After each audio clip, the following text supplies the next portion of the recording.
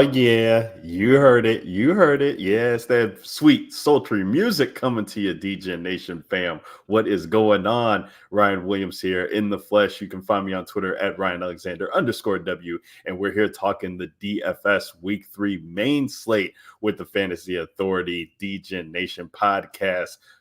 Fellas, how we doing this week? You know I got to introduce with boys. It's Matty D. Matty DFS is where you can find him on Twitter, and the Godfather himself, Mr. Kevin Steele at Fantasy Rat 13.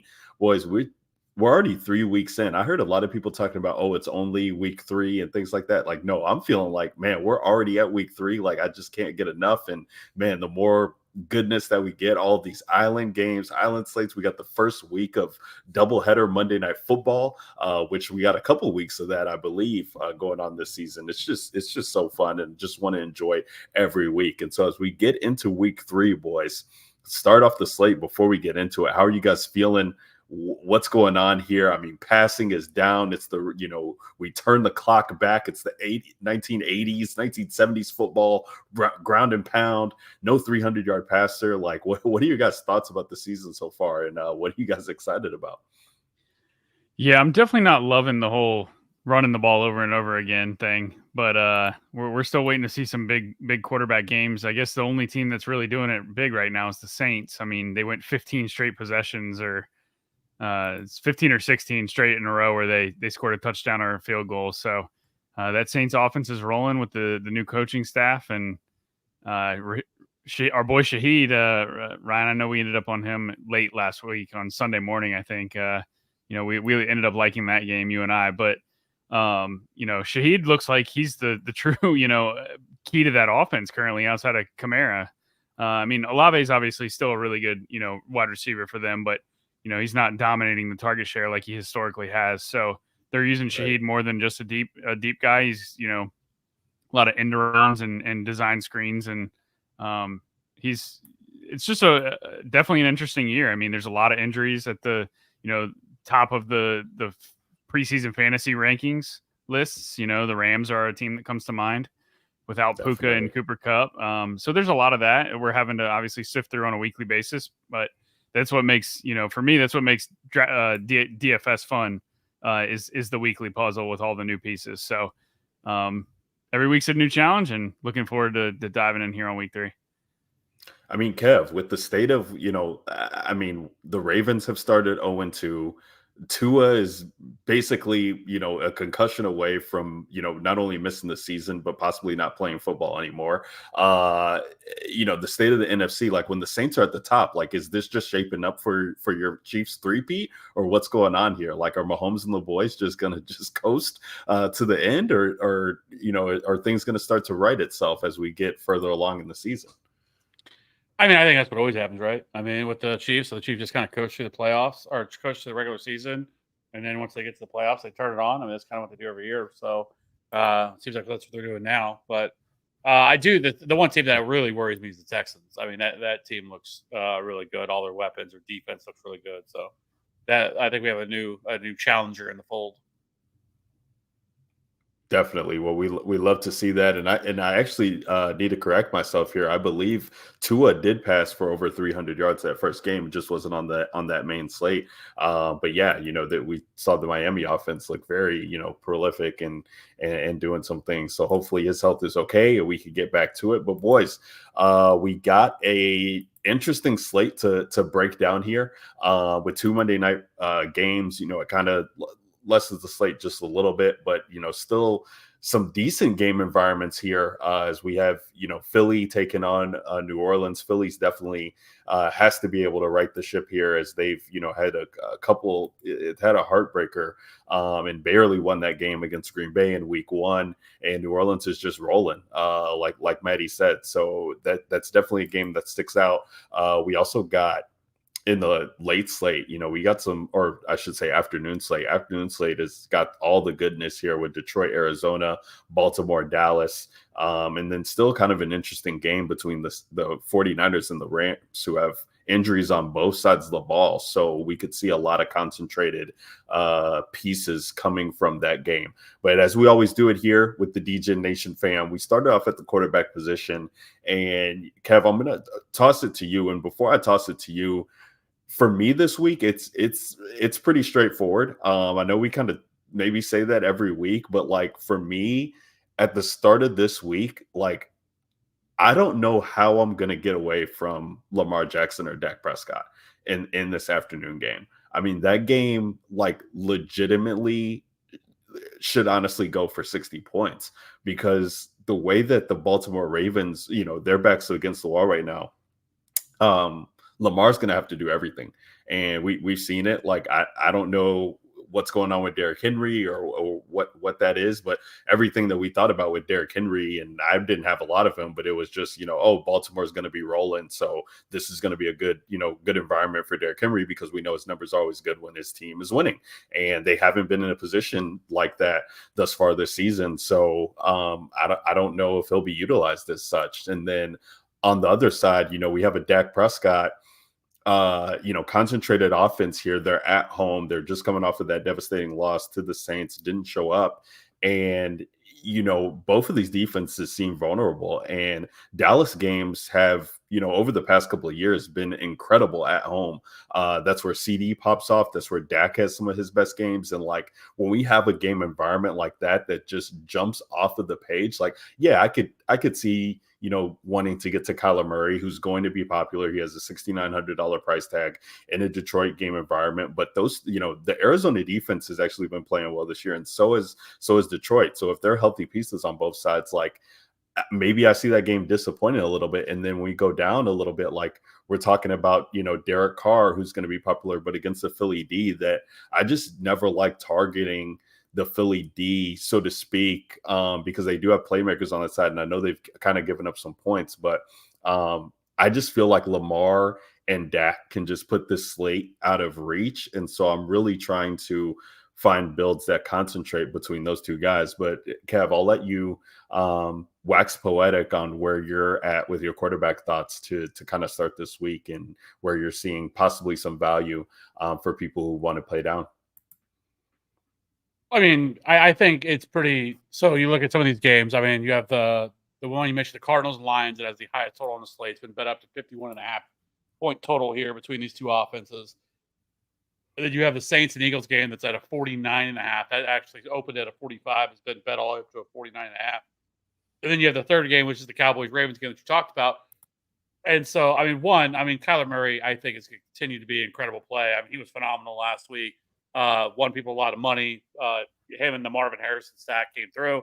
I actually ended up pivoting to a lot of Marvin Harrison, and it paid off because he was like sub 10% owned last week, and he went off. Oh yeah, and it just kind of sucked that the Rams couldn't really push them to have to really do more because they pretty much kind of over the second half kind of took their foot off the pedal because they were up by so much. But Kyler Murray is really hard to get away from. Like I said, he's $6,900. It's pretty easy to stack him because like there's not like a lot of these ancillary pieces. It's him, it's Trey McBride, and probably Marvin Harrison, right? Greg Dortch, I guess, is in the conversation. So I do like that one. I do think another game here that opened at a 49. I know the total has dropped, but that is Brock Purdy. And I'm not usually a big Brock Purdy guy, but I actually don't mind him here in this spot because the Rams defense is so bad. They don't really get that. They aren't able to get a lot of pressure. And what I do like about this, though, is that typically it's harder to stack this team because it's like, who is it going to? Is it going to be Kittle week? Is it going to be Ayuk? Is it going to be Debo? Well, now that one of them out, it makes it a lot easier just to stack and just plug in Kittle, who had a big game last week, and Ayuk, and plug these two guys in, and it just makes for a really easy stack. I know Jordan Mason's going to be really popular. I don't know why DraftKings hasn't bumped him up higher to what he is. I mean, he's still only $6,200. It's incredibly too cheap. So he is going to be extremely popular. And I just think a little bit of a contrarian way to get access is still going with Brock Purdy and the other side, or Brock Purdy, Kittle, and Ayuk. So I do really like that stack as well as another option here. Do you like Purdy if Kittle's out? Yeah.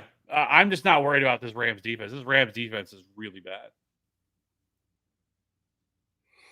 Yeah, that's an interesting take there, Kev, because I think I had a little bit of interest too in Purdy, kind of looking at it just to start.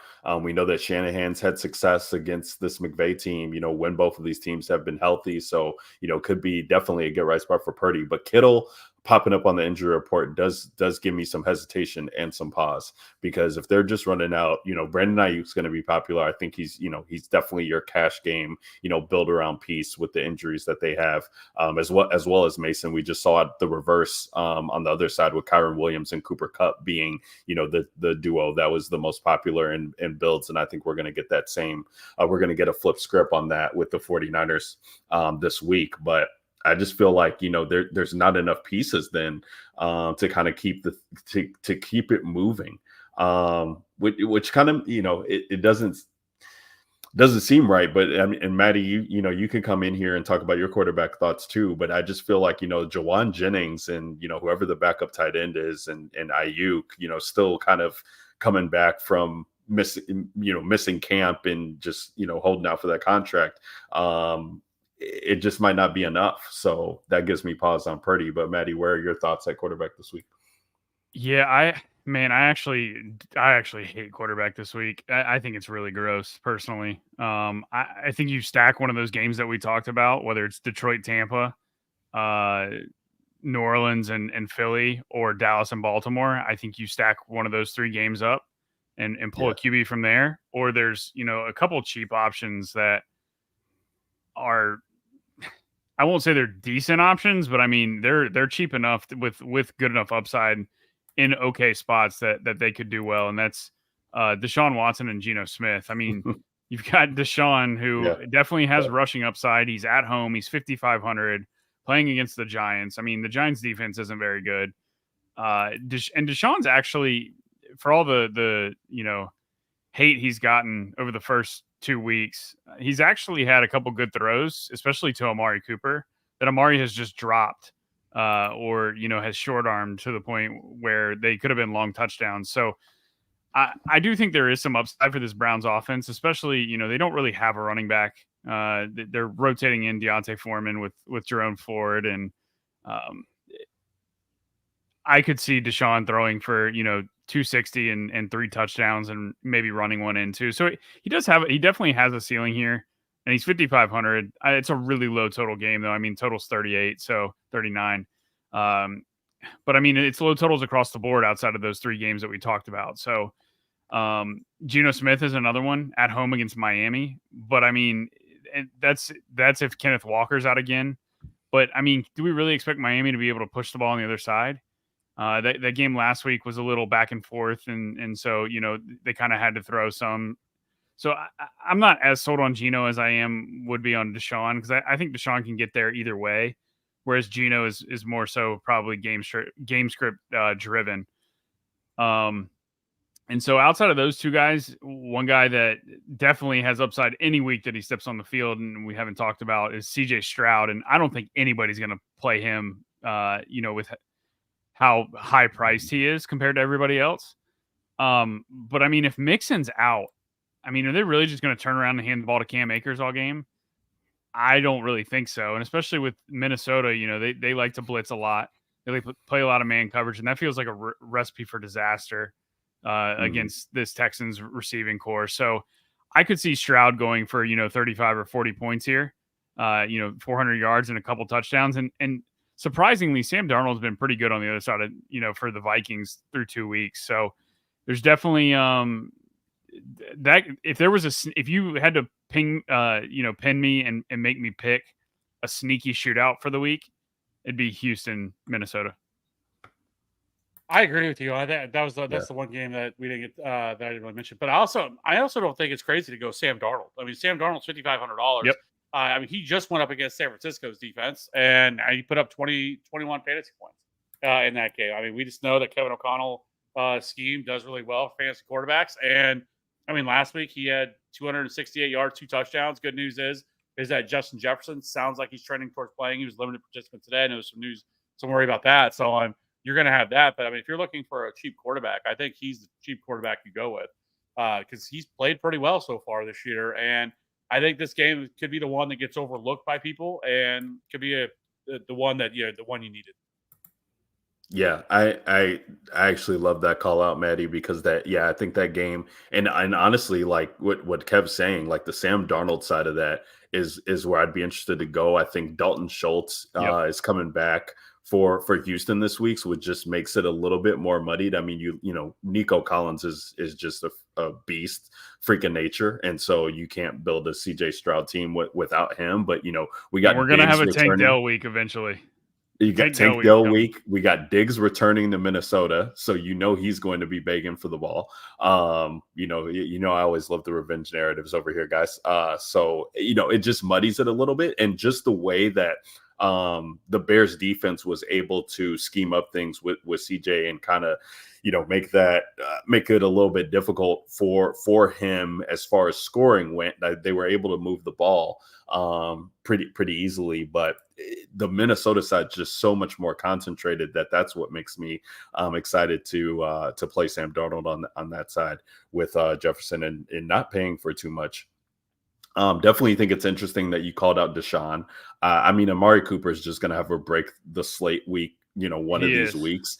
He's priced at, he's priced at a, you know, really interesting spot where, you know, he's just above, you know, I mean, nobody's going to play Waddle, but like Ridley and Jameson Williams and people, you know, kind of interested in George Pickens and Jackson Smith-Njigba has been popping off. And then right under, you know, the guys like DK Metcalf, Chris Olave in a good game, Malik Neighbors, Godwin, Diggs, like nobody's going to look to play Amari Cooper this week. And he's pretty much been the guy there. Like nobody else is. And it's weird because he's getting, you know, these targets, but like you're looking at his logs and it's like, wait, he's got 8 targets and put up 18 yards. What's happening here? But we know that he can, you know, he definitely can smash. And I think that makes an interesting play if the Giants are able to push the pace, which they have the pieces to be able to do so.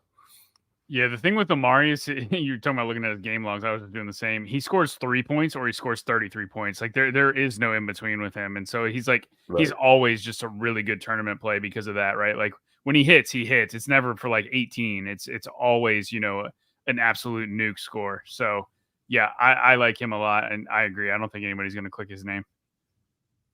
Real quickly before we move it on to running back, because I do and you know with quarterback too, it's like everything's been down on passing, like it's a running league. So you know I am interested to just see like are these guys able to put up, because I think Lamar's going to have to put up, Dak's going to have to put up in that game. Like Richardson's probably going to have to try and show some things against Chicago this week. Like I do think we could get a righting of the ship.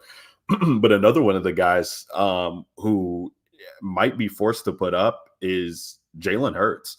Jalen Hurts comes in at 7,300. Like I don't know if people want to play him necessarily, but you know, against this New Orleans team, if New Orleans is able to put up points, like we know that Jalen can sling that thing, and it, you know, no AJ Brown, okay, but like we saw what Devonta Smith was able to do, and he's had that spot a couple times with AJ Brown being banged up over the past couple of years. You know, Goddard kind of was able to find some footing in that game as well, and then Saquon is going to get work too. Like that game could actually be bananas, and people won't look at Jalen Hurts, but that rushing upside that he offers, if he's going to be forced to sling, could possibly have me in some interest in GPPs. Yeah, it's hard not to like that game. I agree.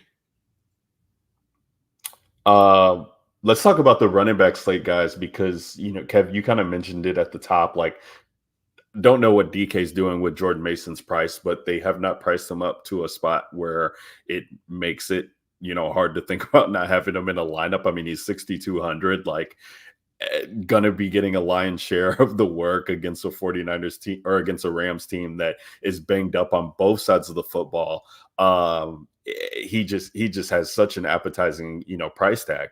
Now, the interesting thing is that, you know, I think there are some running backs kind of in this range that are gonna jump off the page, and we have one running back who we need to monitor all week, and that's Cam Akers. Because if Joe Mixon is not able to go, I didn't even look and see what Akers' price was before 47. this, but 4,700. So that can be interesting piece to build around. Now, I will say, for those of us who are watching the Allen game with Houston and the Bears, they put in Cam Akers, when they think they are able to kind of have the game in hand, and this guy goes out and fumbles, which was one of the problems that he had with the Rams and made it hard for Sean McVay to trust. So, I'm not sure what the leash is going to be like with him in Houston, but at 4,700, you definitely don't want to think about that in your, in maybe single entry tournaments or your cash games. But for large field GPPs, that just is one thing that stands out to me. But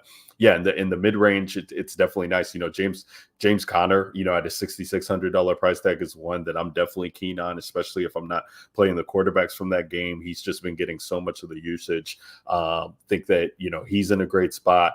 Zamir White, I know we've kind of talked about him not being that great of a running back on this show a couple times, especially with Debro being on, but he's 5,500 going against the Carolina Panthers. Like, that's always going to draw some interest from me. I think it's an interesting week for DeAndre Swift against this Colts team that has given up, some running back games. And, with the way that the Bears offensive line is playing and the things that are coming out in Chicago of just what the team is, needing to do or to help Caleb get right, it's by running the football. And so with DeAndre Swift at $5,600, I think it becomes interesting because this is the guy they brought in free agency. And if you're not going to, give him, close to 18, 20 touches in this matchup, like what did you bring him in for? And then Jerome Ford is another one for me, like in that Cleveland matchup, which is kind of why I didn't necessarily think about the Deshaun Amari too much until you started talking, Maddie. But it's such a nice matchup for Jerome Ford here, who has Donta Foreman, I guess, to worry about a little bit, but that share seemed to level off as it was going into week 2. So, and I do think the pay up options again this week are interesting. Nobody wanted to play Kamara last week in a great game environment. Now he's, got this Philly team. He's going to be immensely popular there. Jonathan Taylor has just, he's been doing his thing. He's 7,300. Like, we got Barkley up there. I think people are going to want to click on those names. And so maybe the 6K range goes a little bit overlooked, but I kind of like it this week, Maddie. What say you at running back this week? What are you thinking? Yeah, it's really hard not to just click Jordan Mason's name at 6,200. I mean, he's going to be 40 or 50% owned, but it's just they're out of players. They're, like you said, they're playing a Rams team that's just banged up and just bad on defense and offense. They're going to still control that game, I think. I don't think they're going to look to drop back to pass a ton with no Deebo Samuel, no George Kittle. Really, that offense is just going to be Mason and Ayuk.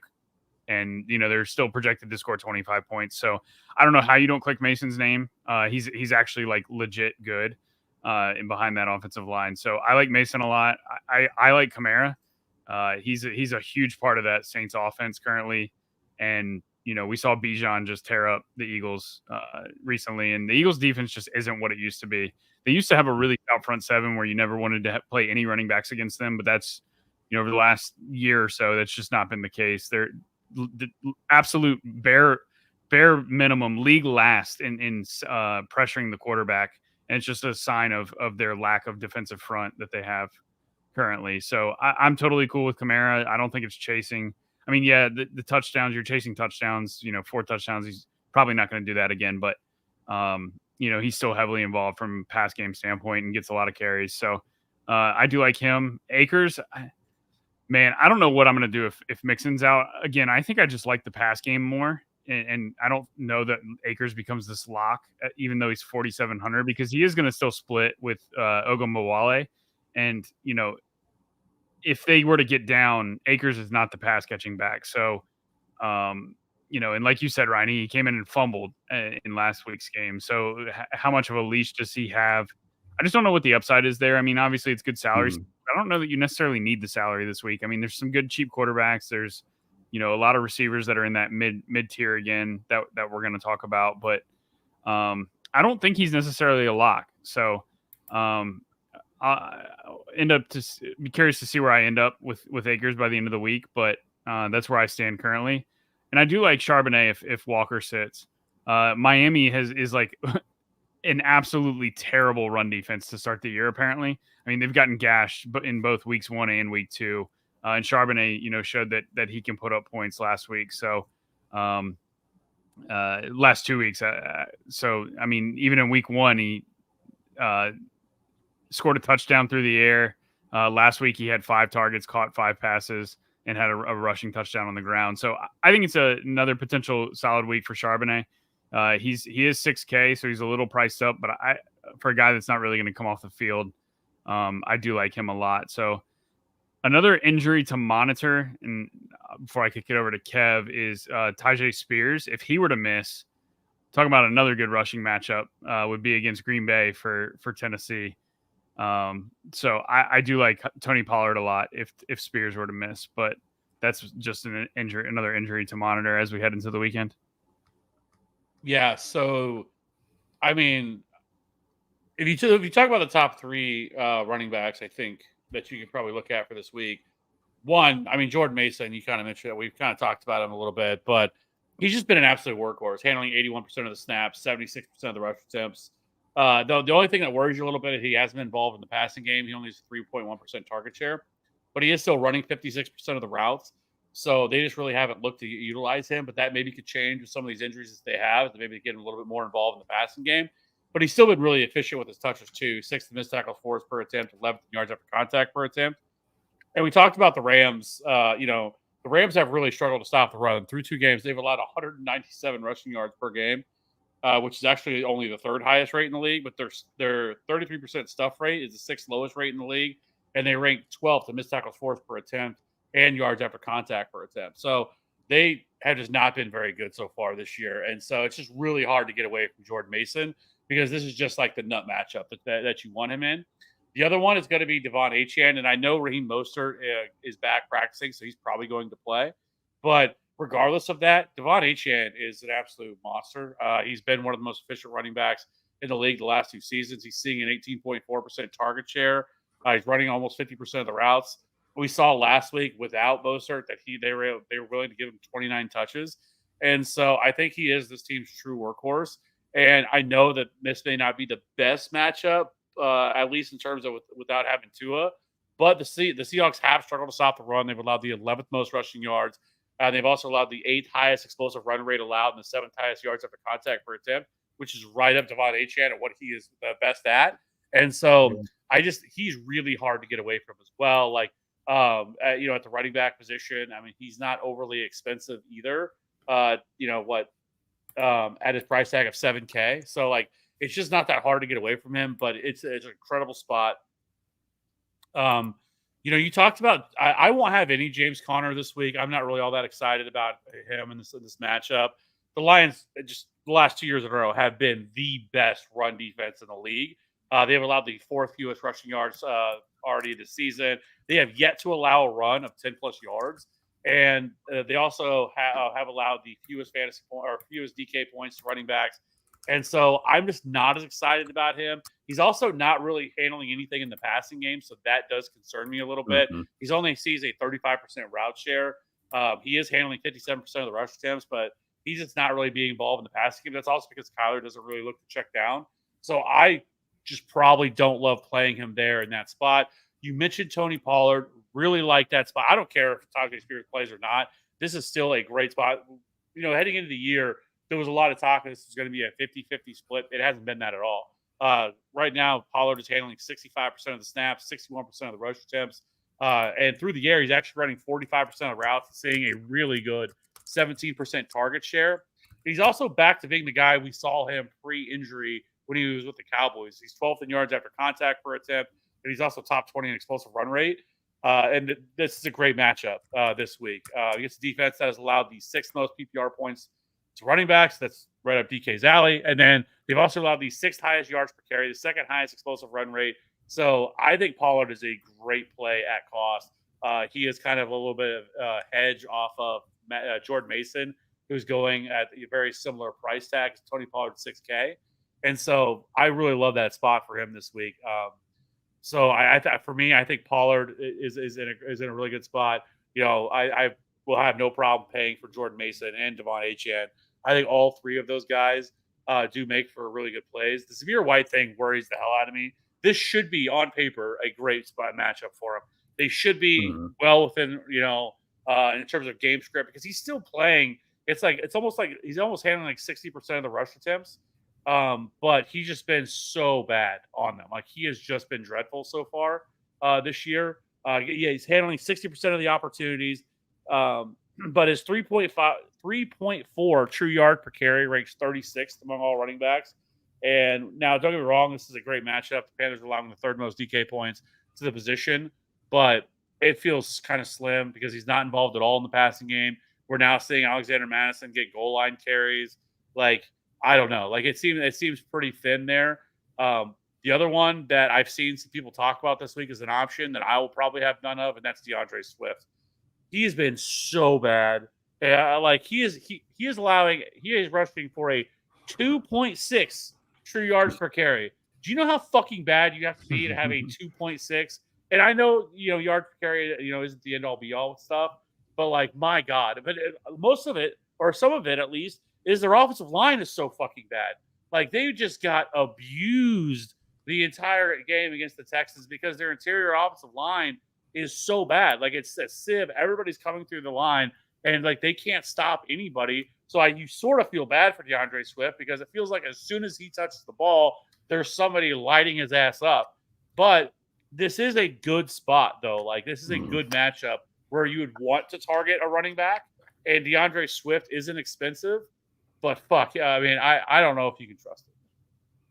No, and I do feel like as bad as he has been running the football, like they are going to try and get the ball in his hands because they have to run so many things close to the line of scrimmage because this line is so bad. And so the hope is that, some of these Shane Waldron concepts that he was running with Walker and Charbonnet out there in Seattle last year, like come to fruition with DeAndre Swift, and he's able to, get things going. And like I said, to me, it's just, if he can't do it in this matchup, then like he's dead. Like you drafted him for no particular reason because this is the spot that like screams he should get going this week.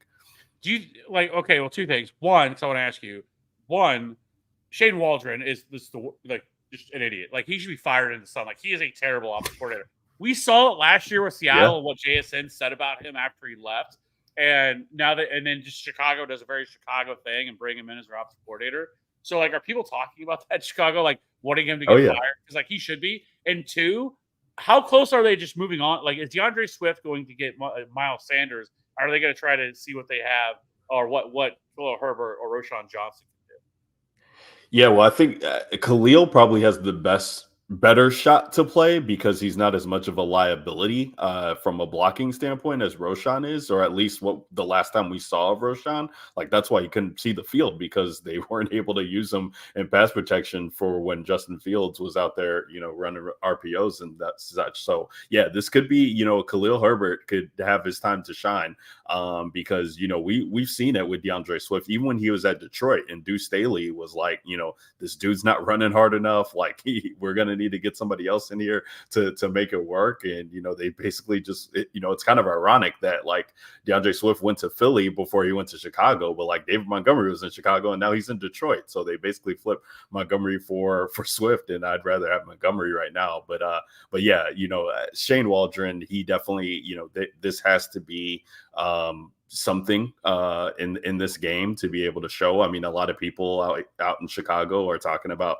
this should be a win for the Bears. Like this is one of the better matchups that you're going to get. And I think, they're looking at what Malik Willis was able to do. Now, the thing about that is like Matt LaFleur is a top 5 coach in this league, hands down. He's one of the best offensive minds. He knew exactly the appropriate game script to give to a Malik Willis who really didn't have another shot at being on any other team. But, with Matt LaFleur and that offense, people can thrive. So it's hard to kind of compare the two, but Shane Waldron's going to have to do something this week, with this offense to make it seem like he deserves to have his job there. He deserves to have the key work on Monday. Yeah, I don't know. It's so bad. Yeah, and just to take it to Seattle as we transition into wide receiver, Kevin, unless you guys have something else, but Devon Achane, Kev, I'm so happy you brought him up because he might be my favorite pay up running back this week. And to bring him back with, a piece like JSN on the other side, who's only 5,400, this might be the lowest price tag that we see on JSN if he's able to go out and have an explosive game. He's only $300 more than Tyler Lockett, and it seems like he's done so much more and had so much of a share. At least week 2, it just was incredible. I know that week 1, Lockett was still, getting 7 or 8 targets in that game, but JSN breakout has definitely, come, and we're ready to, see it take full flight. The rocket ship emoji blast off here. So I like a mini stack with the two of them because, you need, if you're talking about Geno, Maddie, and, playing these pieces, like we need Miami, the Miami players to show up, and it's kind of tough to trust Tyreek Hill unless they're going to run some end arounds with him, because I don't think Skylar Thompson could get him the ball. But the way HN was used, and even them still running him last week, in the third and fourth quarter, like when the game was already, out, they're giving him, 22 carries and a couple more touches out of the backfield. Like he's so explosive. So would definitely love to have some pieces of him in the script. Yeah. Go ahead, Kev. The only thing I wanted to say is I definitely piggyback off what Maddie said about Zach Charbonnet, because it doesn't like Walker's going to play. Like his usage last week was fucking incredible in that game. He played 98% of the snaps. He didn't come off the field. Yeah, one snap he was off the field. He handled 14 of the possible 19 rush attempts. He also ran a route on 62% but he also saw a 12% target share. And that's kind of the difference between Jordan Mason. For Jordan Mason last week, only saw one target. He did run 52% of the routes, but again, 2.8% target share, which is in line with what he's done this year. Where Charbonnet is definitely involved in the passing game here with this team. So he's also right around the same price, like $5,900, I think he is. So really right around that same cost of Jordan Mason. So I think those two, Tony Pollard and Zach Charbonnet, are incredible leverage off of Jordan Mason. Yeah, I love finding ways to get leverage off of Mason this week because, this is just not a good game environment with the injuries that we have on both sides for this team. Like, especially if Kittle's out, like I'm off of this game. Like I might, Ayuk, I think, and I do play cash every week. So, for those cash builds, like, yeah, I'm going to have Ayuk in there. But like for tournaments, I'm going to be completely off of this game. I just don't know how. I just don't see it. Like the Rams wide receivers that they're going to be running out there with, Johnson and Jordan Whittington and Kobe Parkinson, like it's just no. And on the other side, and we got offensive linemen banged up for the Rams as well too. Like it's just an ugly game. And so, Jordan Mason's going to become one of those guys where we talk about him like, or I shouldn't say we, I don't want to speak for you guys, but like for me, he's going to start to get himself into the Derrick Henry category for me, where like, if you're not going to be out there like running routes and catching passes and you're just going to be a running down back, like I can't necessarily play you in all of these ugly matchups, so to speak. And I get it, they are, a 7.5 point favorite or whatever, but I took the Rams. Like it's such an ugly game. And like, if you're going to give me the hook, like I'm going to take the 7.5 points because the 49ers got injuries on their side too. So I love finding leverage on guys who are going to be popular. And, I played Mason last week. Like he was only 5,200 and like he got that touchdown. So yeah, he got like 20 points, but like if he's not, if he's not catching passes, like we might not see that, and 15 points, 10 to 15 points might not get it done this week. It's definitely not going to get it done this week. I don't feel like, unless you, unless you find a way to get them in that game, which yeah, I'm playing Dallas and Baltimore for that reason. So maybe he does fit onto that bill perfectly where I can take that, but I'm looking for players who can be explosive. And so, yeah, like I'd rather, get the money for like an HN and, pay down if I can over Mason. Let's talk about wide receiver because I do feel like this is the breadwinner this week to get these pieces right. And, even with passing being down and us not seeing, these 300-yard bonuses from the quarterbacks that we're taking, like we're still having some great scores come out from the wide receiver range, and definitely, some popular plays at the wide receiver range, hitting well. I know that there were a lot of people on JSN last week. I know that, a lot of the field was on Malik Neighbors last week who hit. The Cooper Cup one was tough, but he looked like he was on his way to get there. Rashid Shaheed and CD Lamb in that environment there. So wide receiver has definitely been a one where you definitely want to make sure you get right. And let's just start off at the top, because for me, it's like CD Lamb, he's still 8,800 from last week. And there were so many things that could have gone his way where he could have just had an insane game last week that just weren't coming to fruition. Things called back from penalties and just, him and Dak not being on the same page. But here against Baltimore, and what possibly is a must win because of the way that the NFC is shaping out. And it's definitely a must win from Baltimore. So definitely love a script where, Dallas has to be able to move the ball. And let's just call a spade a spade. These two running offenses are like totally non-existent. Like Dallas has no identity on the run game, and Baltimore is not interested in getting their running backs going. They're just going to let Lamar do his thing. So I love getting CD Lamb in that game to build around. He's by far and away my highest, my favorite high price wide receiver. Then it comes down to some of these guys in game scripts for me. I have some interest in Harrison with Kyler Murray. I have some interest in Nico with CJ, potentially Evans and Godwin, if they could fit right with Baker on a stack. But I got to look down, further in the range of like the JSNs, Jameson Williams coming in at 5,800.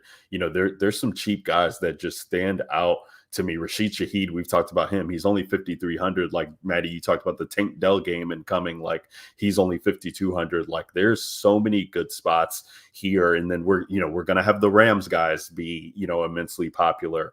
There could possibly be some Green Bay guys that are of interest if Jordan Love is indeed playing over Malik Willis. So, it's an interesting spot for receiver. I think Juwan Jennings is going to catch some steam at 4,100 with no Kittle as well too, which makes for a good play. So yeah, I'll probably try and stick in the mid range.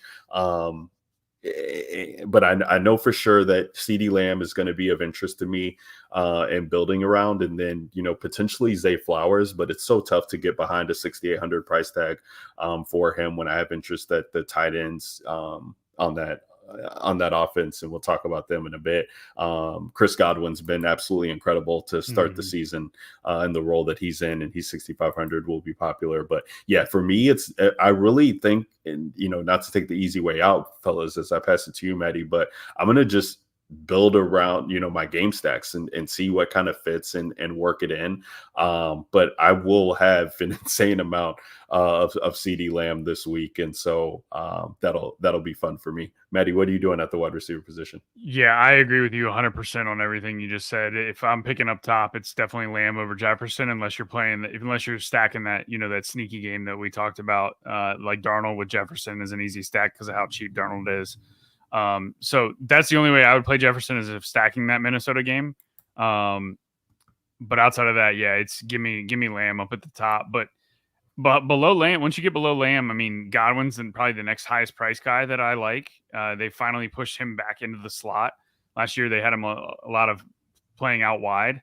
Now he's finally back to that slot role that we've been accustomed to him playing, and he's finally smashing with that. So I don't think it's a fluke that he's been crushing. He's like I said, he's back to his most production role that he's had in his career. So we touched on Ayuk. Ayuk's a good play. Smitty, Devontae Smith is a good play assuming AJ Brown's out. And we talked about that game, New Orleans and Philly. Smitty's just such an easy run back if you were to load up the Saints side and play that game that way. So and then outside of that, I'll touch on, the two guys we already kind of talked about, but that's Tank Dell and Amari Cooper. I think both those guys are primed for explosions. Neither of them have done anything yet.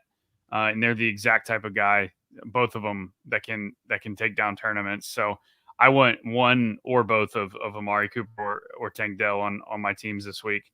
Tank Dell at 5,200, that's just criminally underpriced. Like that's ridiculous is what it is. So I will have a lot of Tank Dell. And I would have a lot if I was playing a lot of teams. But so those two guys are in that mid range that I like a lot. And we already mentioned Shaheed as well. I think Shaheed is a serious part of that offense, and they're scheming up ways to get him touches. And I don't think it's a fluke for him either. That just like Godwin, I think they're using him in the right way. And he'll continue to see deep balls, but he's also getting those layups that are screens for easy points. So an explosive player that gets the ball in his hands a lot. Sign me up for that. Oh yeah, Kev, where you at this week? Well, I mean, one, I think Amon-Ra St. Brown certainly deserves consideration. I know there was some concern.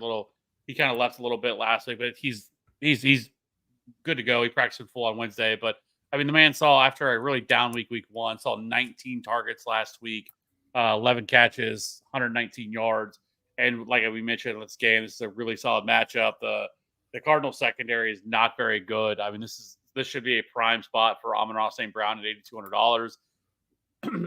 Nico Collins, you already talked about him, but he's always going to be in play. But Devonta Smith, I think, is in for a smash game. I mean, he has been seeing incredible usage.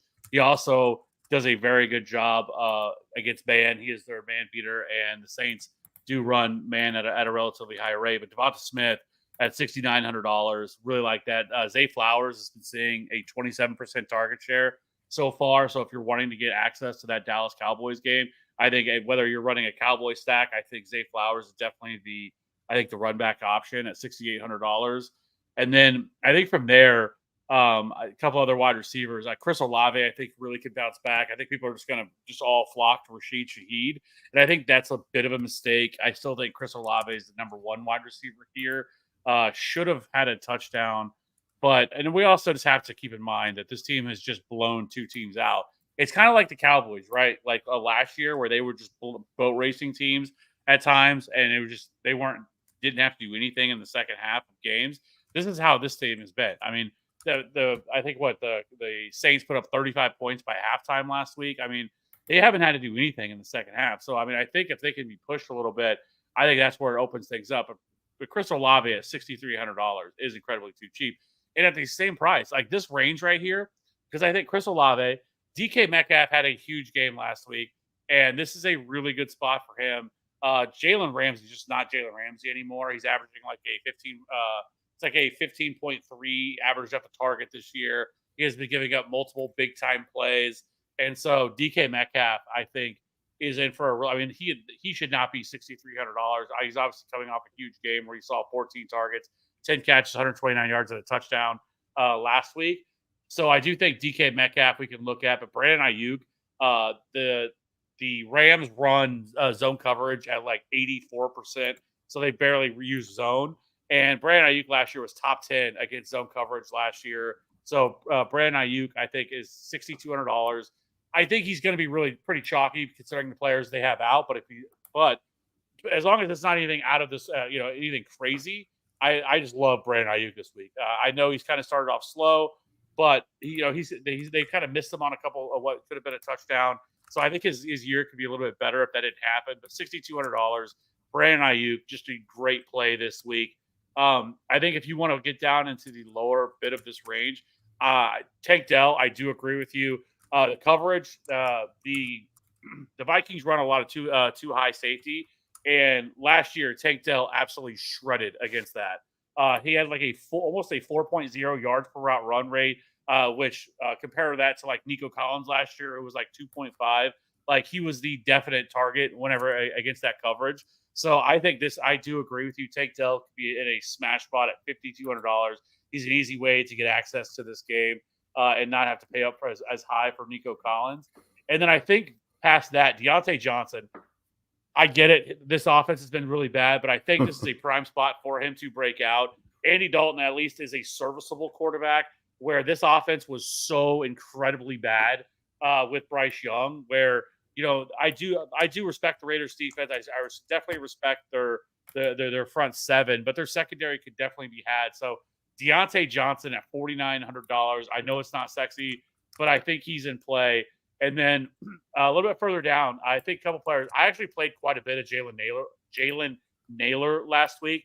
I don't really care if Jordan Addison is back or not this week. He is basically running 100% of the routes with this team. They run a lot of 11 personnel. And so Jalen Naylor is still going to be out there running a lot of routes. He scored 2 touchdowns.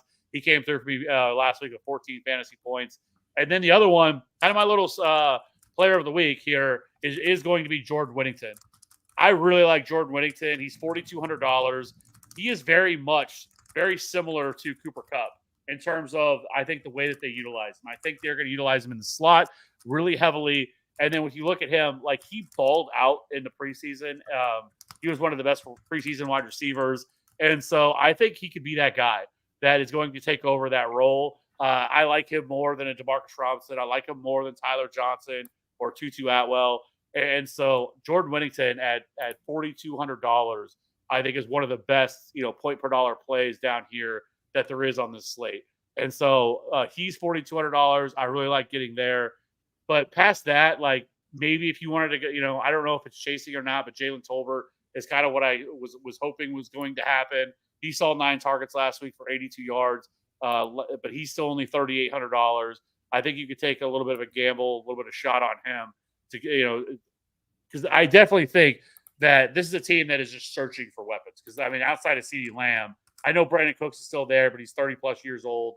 Hopefully, all the reports this offseason about Jalen Tolbert really being a bigger part of this offense, hopefully it's true. And like I said, we saw it last week where he saw 9 targets. So I definitely think he's also in play.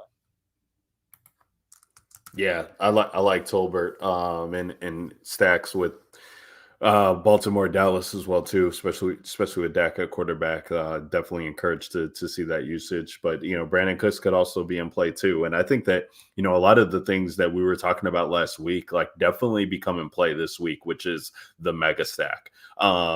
When you are taking, a quarterback with 2 or 3 pass catchers along for the ride, like, you're just setting your team, you're setting yourself up for success if you get that game environment right in so many ways. And so, like, especially with a guy like Dak, like, don't be afraid to, pair him with 1 or 2 other guys besides CeeDee, because of how prolific that offense can be. Same thing with, like, a Kyler Murray. Like, it's going to be expensive, but if you take him, MHJ, and McBride, like, and all the points happen to go through there, because Kev, you're talking about it being a tough matchup for running back. Like, that's where I think we can, make some good teams that are, a little bit contrarian, but definitely get the game script right that we want to, and have our rosters tell that same story. Wide receiver is fun this week. Love that Kev went deep into the barrel there to talk about some of these situations, because the 4K range is going to be an interesting one when we have the Rams receiver core shape out and figuring out what the 49ers are doing on the other side. Deontay Johnson, love that call out. Like, Andy Dalton is starting for a reason, and that is to get this offense some life and get some things going. And trust me, there was nobody more excited than that quarterback change up than Deontay, with the way that things played out in Pittsburgh. Like, he knows what time it is, and he knows he wants that damn ball. And Andy could definitely get it to him. We know that he loves to have his wide receivers target his wide receivers in bunches. Anything else at the wide receiver, guys, before we move on to tight end? No, I'm good. We can move over to tight end. So tight end is a fun one this week. We got 2 6K price guys. It's Sam Laporta and Trey McBride. And tight end's been a disappointing narrative. George Kittle showed out last week for the tight ends, putting up the game that he had, and he's going to be questionable. He would have been an interesting piece there at 5,700 this week, and still could be if he's able to suit up. Brock Bowers has been absolutely incredible, putting all your, Sam Laporta, hold my beer. I'll continue to put the rookie tight ends can't have success narrative to bed. I mean, the target share that he's been getting on a team with Devontae Adams is incredible, with 17 targets to start the year, and he's only at 5,400. Shout out to our boy Cody at TFA, playing him in his main lineup last week, and I was telling him, hey Cody, you might want to consider changing Brock Bowers up and putting somebody else in, and he stuck with it and reaped the dividends on that. So shout out to you, Cody.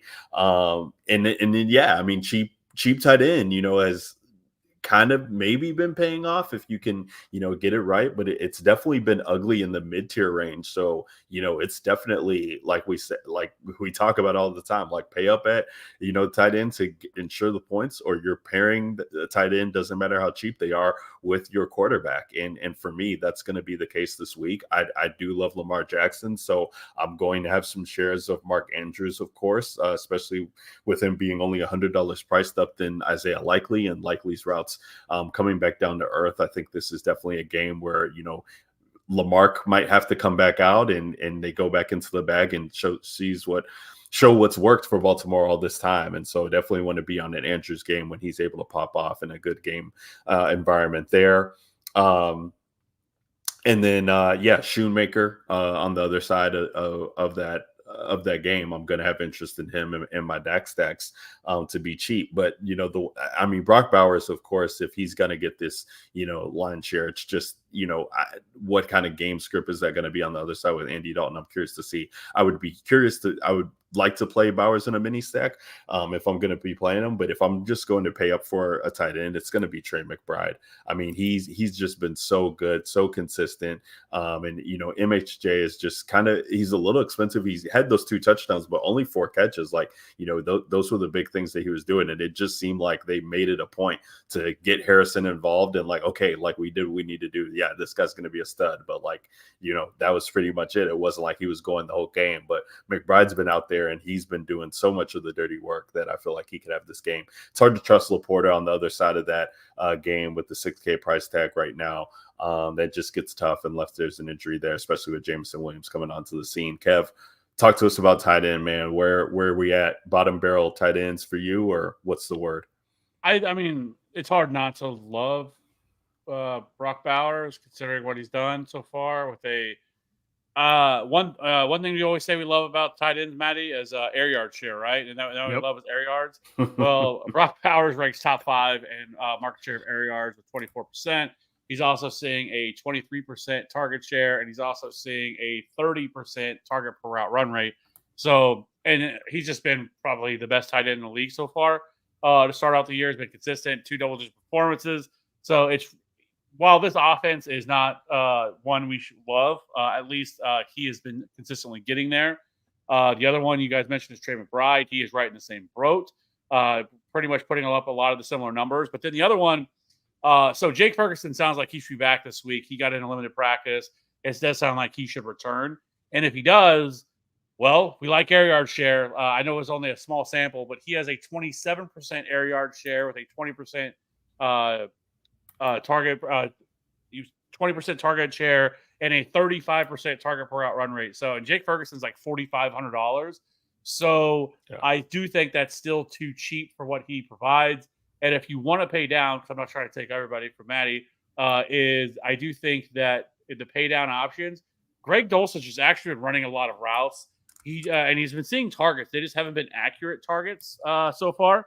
But he's only $2,900. If you're wanting to pay down, you could look to him. But other than that, like, there's not a lot of, like, I mean, we could keep chasing Colby Parkinson. We want to talk about players that are out there running routes. It's definitely Colby Parkinson. But the player that's not doing a fucking thing with them is also Colby Parkinson. He's just not seeing a whole lot of opportunity. I do still really like Dallas Goedert, $4,600. He's still too cheap without AJ Brown. And so I do think, I know he only saw 4 targets last week. I figured he'd been a little bit more involved than that. But that game also kind of slipped away from him. But Dallas Goedert at $4,500 or $4,600, I also think is a pretty good spot here. Love it. Maddie, take it away.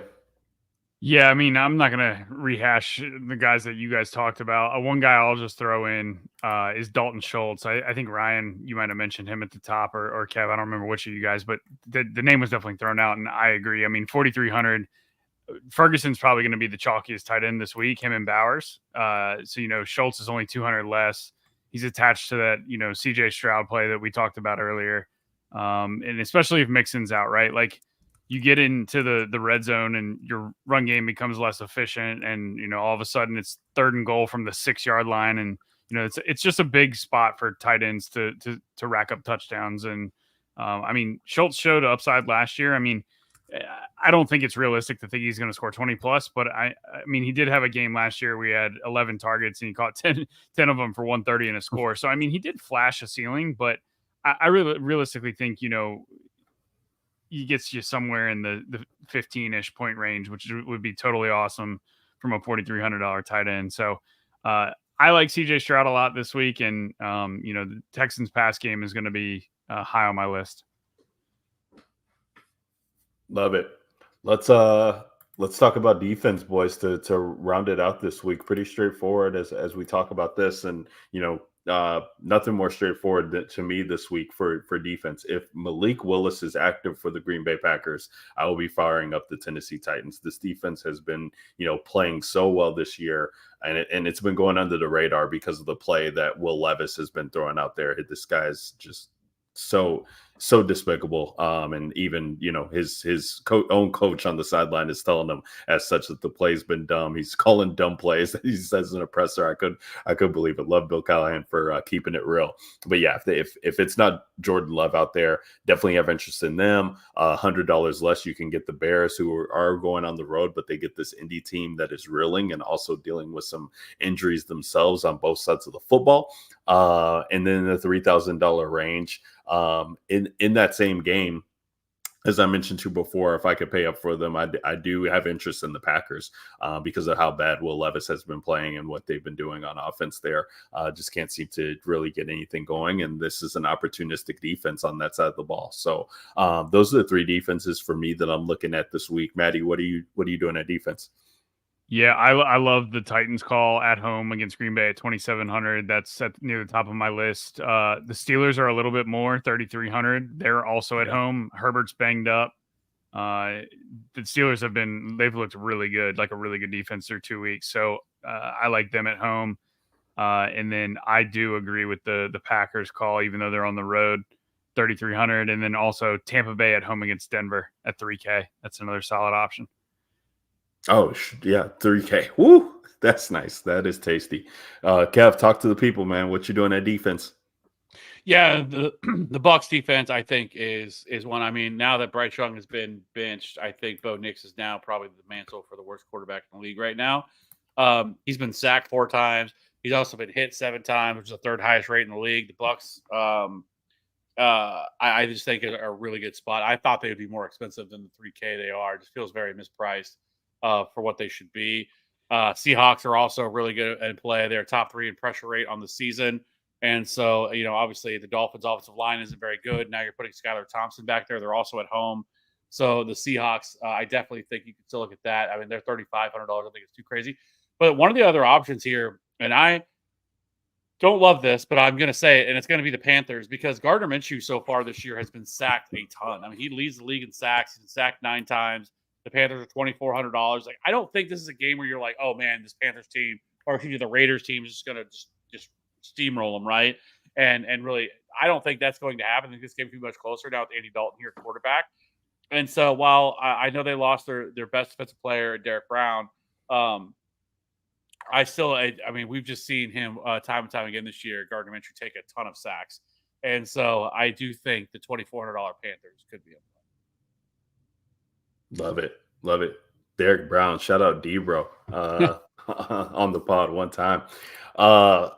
Yeah, love it. Yeah, fun week. This is going to be definitely a fun week. I think week 3 is we talk about the first week being good, and people think they know what's going to happen, and so you get your chalk, and then week 2 is the overreaction to week 1 and see. But now that we're starting to get data points, like this is where it really gets fun, because this is where we can kind of chalk is going to form. It forms every week. Popular plays become popular plays for a reason. They get talked up, but you know what I like to do, and I think what we all like to do, is to think about ways to get different from the field. And this is a perfect week, especially when we only have 3 game environments that are really jumping off the page. So many low totals, so many games under 40. You're definitely going to want to be paying attention to your injury reports heading into the weekend, and definitely on Sundays you're going to want to be paying attention to an active list, because a lot of things can shape up for this slate as it gets juicy. And speaking of getting juicy for this slate, fellas, we got to build out our team in the Millie. I got to pull it up right here. We do it every week, and what a better week than to do it. So let's. I'm going to start it off this week. I usually don't start it off, but I'm going to start it off, and I'm saying we're playing CeeDee Lamb this week, and let's see what we can build out here with one of the highest priced wide receivers, the highest priced wide receiver on the slate.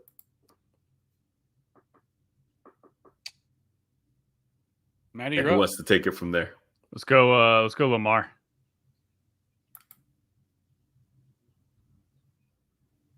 That's where you get Kev's wheels turning. I can already see it. Oh, what are we doing? What are we doing? Zay Flowers. I knew that was coming. Okay. Actually, you know what? No.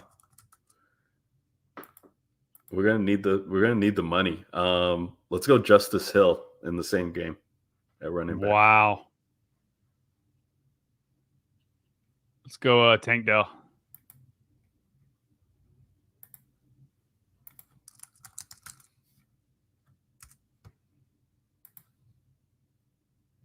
$50 or $4,200 left for running back, tight end, flex, and defense.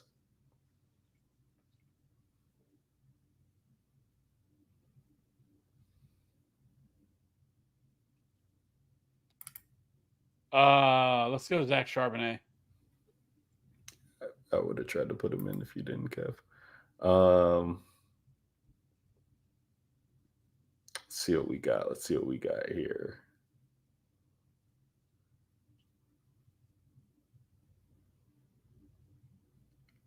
Oh, man. Let's I'll let you guys figure it out. I'm just gonna put the Titans D in right now, considering they're playing Willis. That's assuming that Jordan Love doesn't play. Assuming that Jordan Love doesn't play, yeah.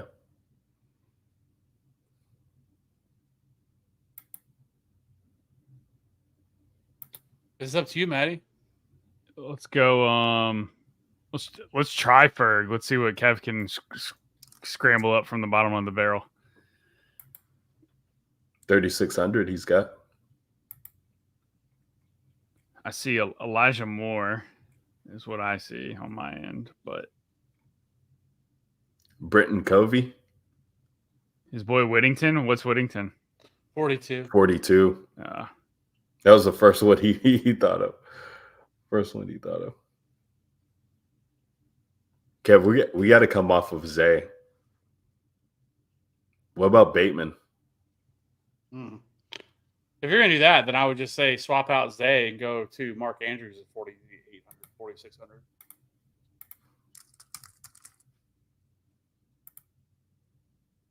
Mark Andrews is only 4,800. I didn't even realize that. Yeah, he's so cheap. Yeah, we can take Ferg out if we're doing that. Yeah. Yeah, that's probably a better path. 5,050 for wide receiver and flex. Yep.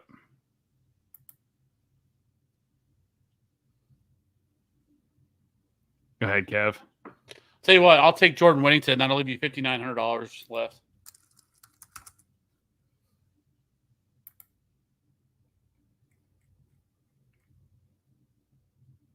What you think, Maddie?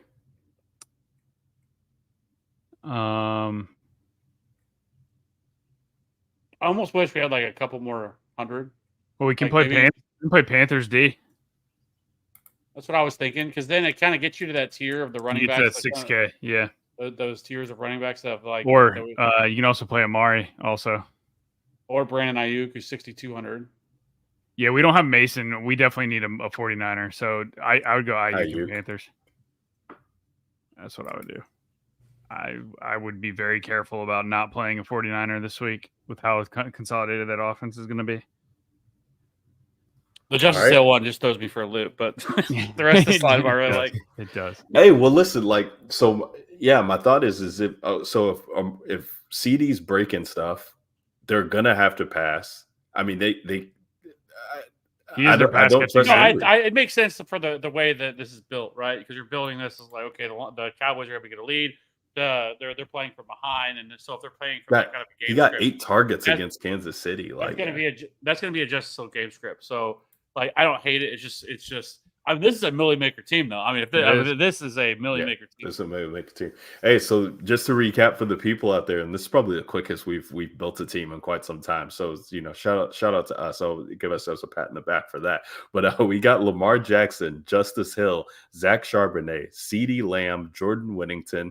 That Whittington and Ayuk mini stack, I like that. Ayuk in the flex, Tank Dell, Mark Andrews, and then the Panthers D to round it out. $0 remaining, and that is your Millie Maker team for the DJ Nation pod, powered by the Fantasy Authority. I can't believe I went an hour and 10 minutes without telling the people, yo, if you guys want to hear from us, if you guys want to be in on the action, come and join us on Discord. Link is in the description. Reach out to any one of us. We will get you guys hooked up so that you guys can get in there and talk about it. It's not just about daily fantasy over there. We got redraft talk. We got dynasty talk. We got so much stuff for the people all around the NFL season, 365 talking football. So definitely get in on the action. Discord, link in the description for the Fantasy Authority. We appreciate that. And for the DJ Nation pod, that is going to do it this week, under an hour 15. So you guys get your lives back from us, and you guys can do else. Go build some lineups. Go build some winning lineups. We appreciate that. It's week 3. This is where the fun happens. This is where the madness happens, and we appreciate you guys rocking along with us each and every week. Thank you so much. Make sure you download the pod, like and subscribe if you haven't already, and leave us a review while you're at it. We appreciate that. Signing off for the Godfather himself, Mr. Kevin Steele. Fantasy Rat 13. You can find him on Twitter. Matty DFS. Matty 2v2. Matty DFS is where you can find him on Twitter. And then myself, Ryan Williams, at Ryan Alexander _W. We will catch you guys next week. And until then, get that money. Peace.